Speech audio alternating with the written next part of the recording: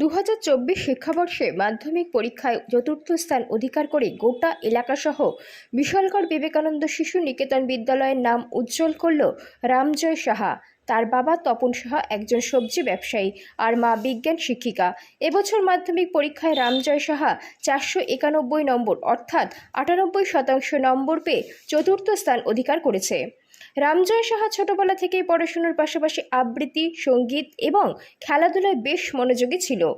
আজকের এই সাফল্যের পেছনে তার বাবা তপন সাহা, মা রাখি দাস এবং বিদ্যালয়ের শিক্ষক শিক্ষিকাদের অবদান সবচেয়ে বেশি বলে জানিয়েছে সে।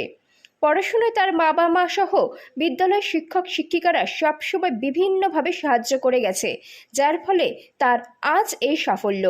রামজয় জানিয়েছে সে বড় হয়ে ইঞ্জিনিয়ার হতে চায়।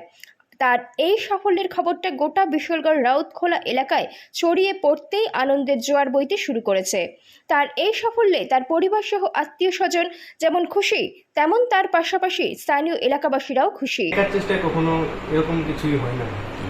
মূলত আমার মা বাবা, তারপর স্কুল টিচার্স, প্রাইভেট টিউটর সবাই প্রচুর হেল্প করেছে। আমি যখন হেল্প চেয়েছি তখন হেল্প করেছে।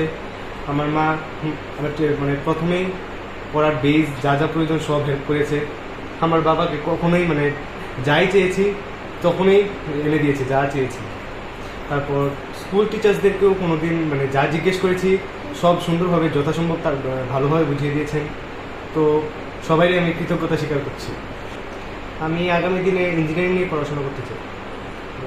আইআইটি যাওয়ার ইচ্ছা, আইআইটি করবো।